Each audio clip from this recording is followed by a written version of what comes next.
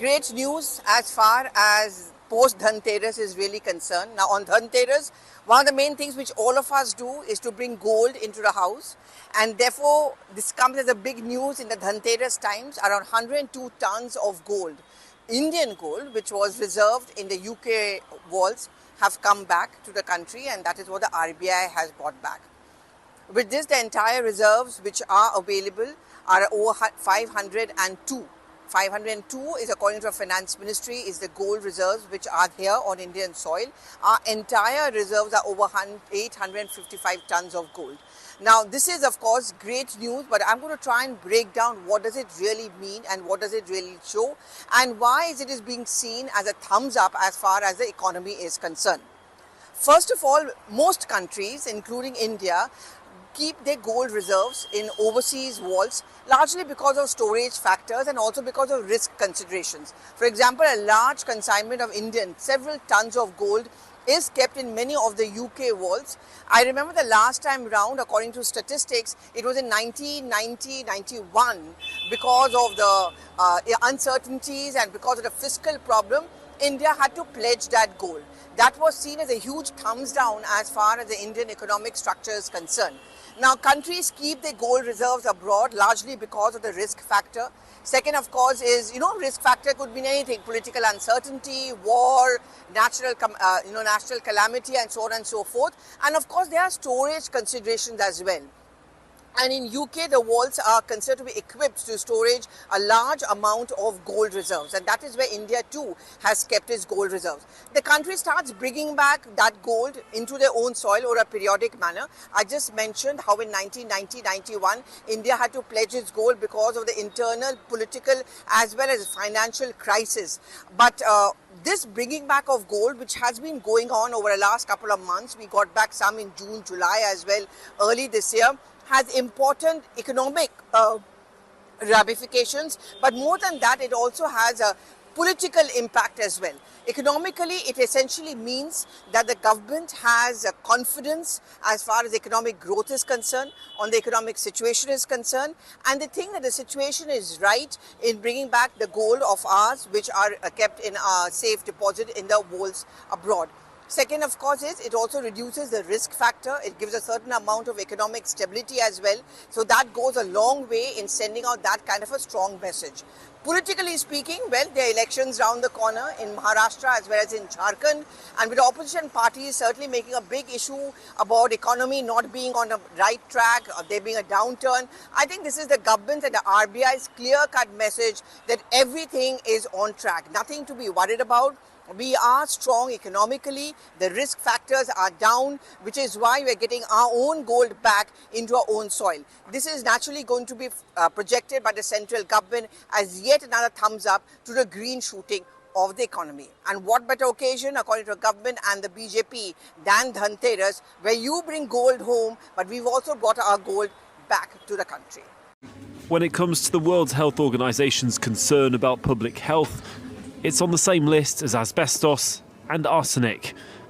Yet every one of the 148 tins of tuna analysed by the Bloom and Foodwatch organisations were found to contain mercury. Selected at random in Britain, France, Italy, Germany and Spain, the levels, they say, are dangerous. The maximum level of mercury allowed in tuna is 1 milligram per kilo, and that's more than 3 times the limit allowed for other types of fish.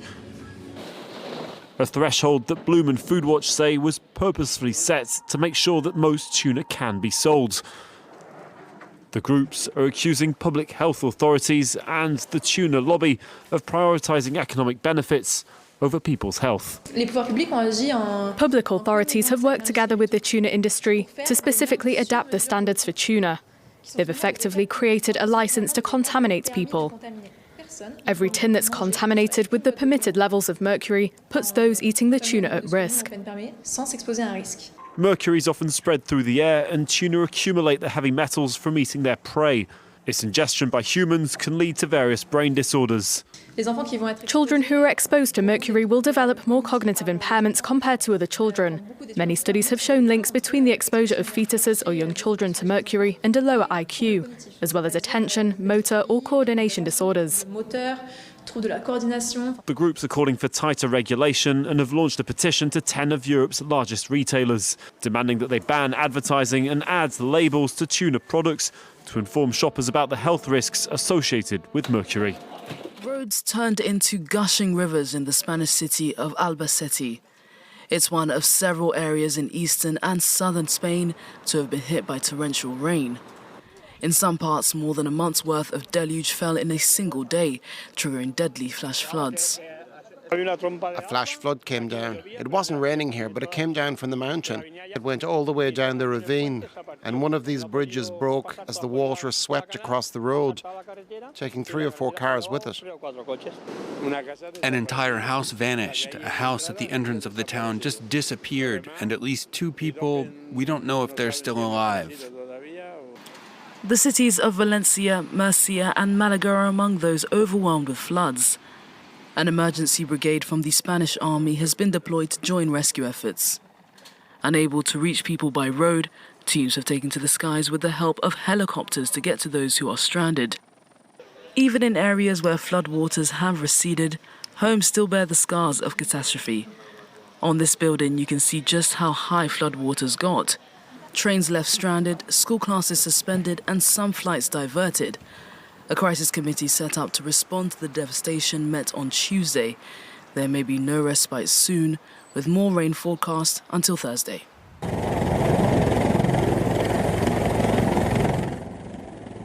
Death and dramatic rescues in Spain. At least 63 people have died in the catastrophic flooding in Valencia.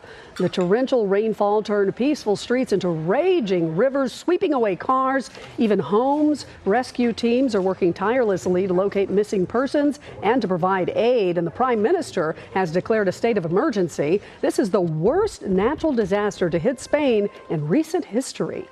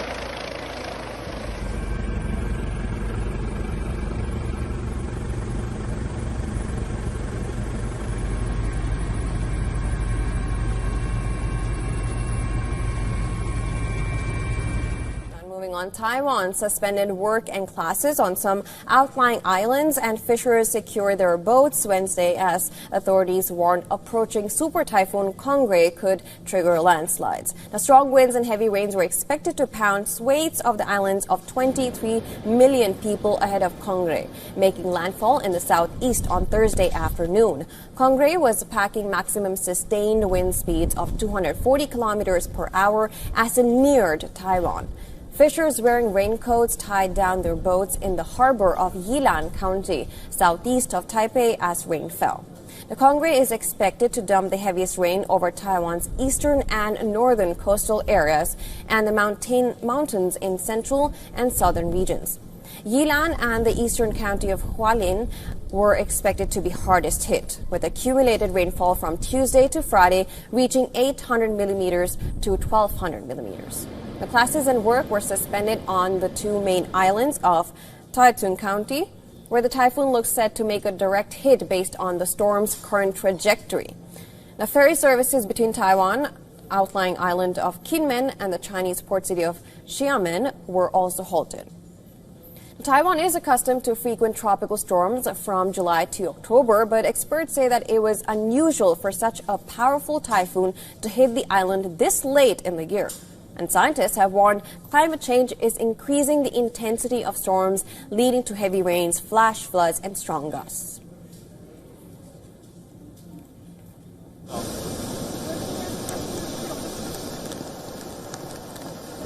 Now, Israel has warned people living in the city of Baalbek in Lebanon to leave their homes ahead of an expansion of its military operation against Hezbollah.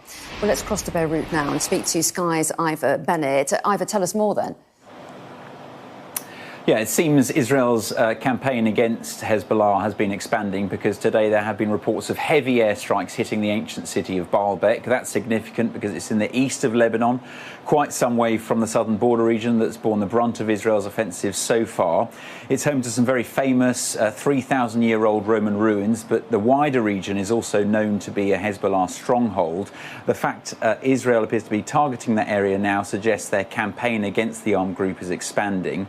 Ahead of the airstrikes, they issued an evacuation order to residents. There are reports of chaotic scenes with tens of thousands of people trying to flee at the same time. Huge traffic jams, panic on the streets.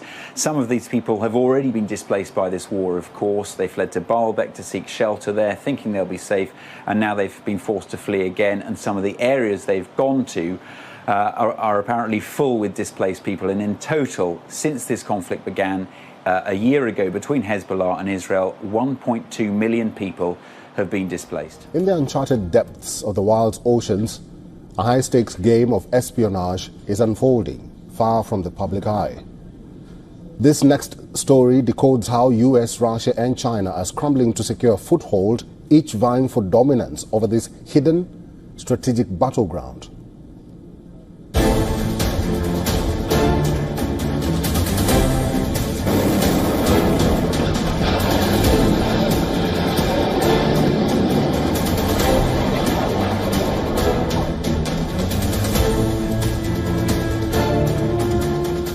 The depths of the ocean, once considered a tranquil and mysterious realm, have emerged as a new battleground for nations vying global dominance. As tensions rise between major powers, the underwater domain has become a strategic focal point, with countries investing heavily in advanced technologies to secure their interests and monitor their friends and foes alike. China has made a stunning claim of recovering espionage devices from the ocean floor, highlighting the growing importance of seabed warfare. These devices, according to Beijing, include underwater lighthouses are designed to guide submarines.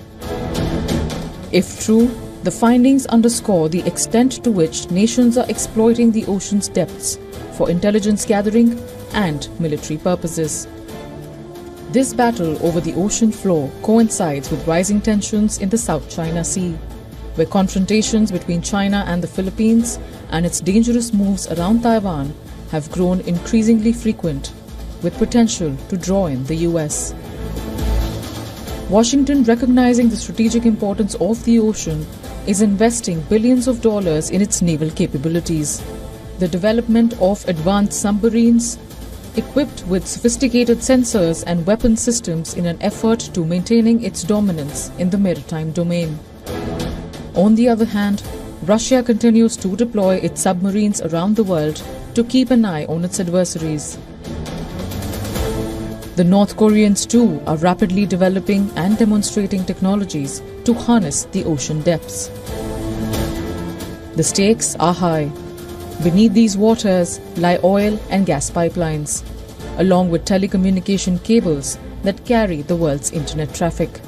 These crucial arteries are exceptionally vulnerable to sabotage, raising fear of covert operations that could cripple global communications in an instant. Bureau Report, WION, World is One.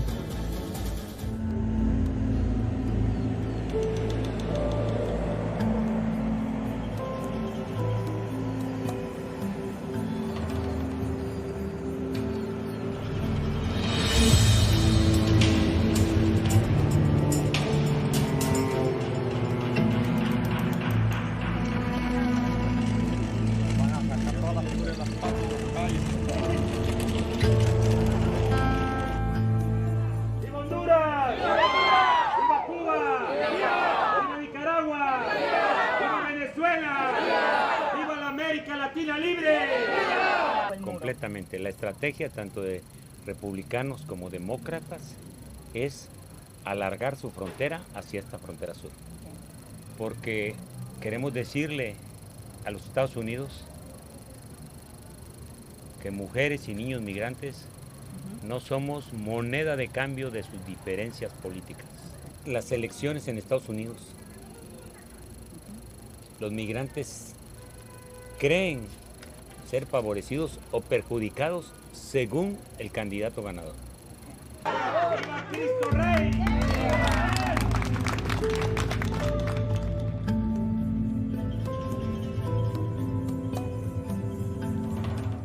Pues mi destino sería Estados Unidos, si mi Dios me lo permite. Me gusta ese nombre, me gusta Denver. Entonces me gustaría conocer la ciudad. Nueva York sería bonito también, pero me gusta Denver. Me gustaría llegar antes de que las elecciones. Pues si llega a ganar Donald Trump, él tampoco puede decir que no van a entrar los inmigrantes, porque inmigrante es una cosa mundial.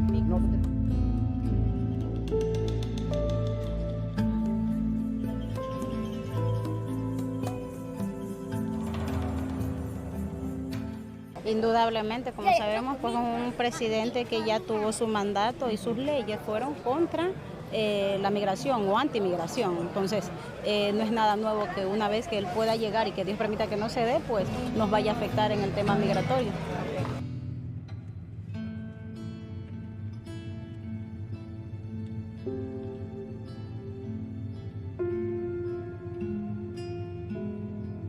¿Cuál es tu último destino? ¿A dónde vas? Estados Unidos.